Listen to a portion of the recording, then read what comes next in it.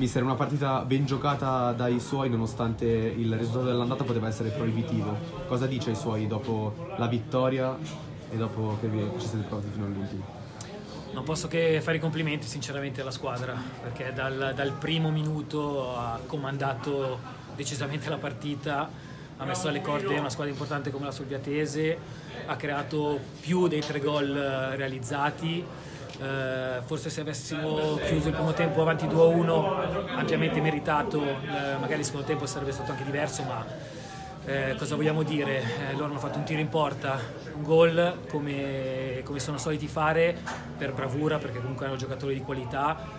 Mondoni ha tirato fuori 3 andate e ritorno e 2 Eurogol, quindi vanno i complimenti a lui, ma non posso che fare i complimenti anche ai miei ragazzi che hanno lottato fino alla fine e forse meritavano almeno di giocarsi la qualificazione e i rigori.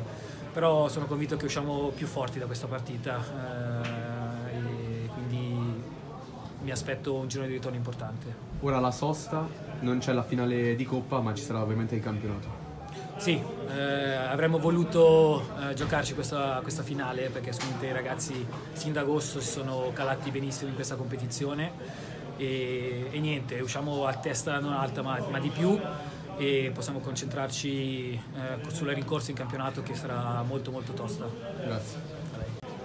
Mister, una finale di Coppa conquistata nonostante il gol della 3-1 che poteva essere anche 4-1.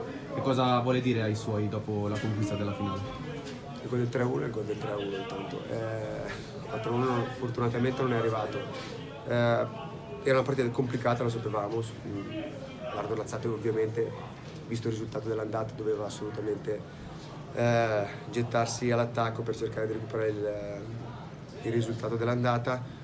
Sono stati molto bravi, onestamente molto bravi, perché bisogna riconoscere i meriti dell'avversario, però credo che anche noi abbiamo fatto la partita che fondamentalmente volevamo e dovevamo fare con il tipo di giocatori che avevo a disposizione.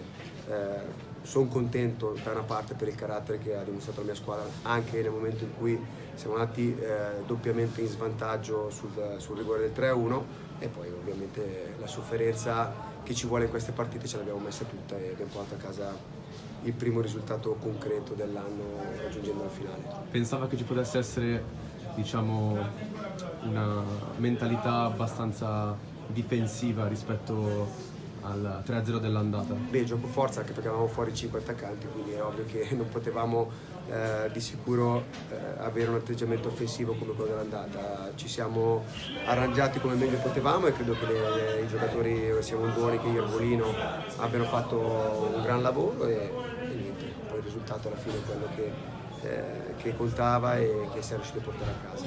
Grazie.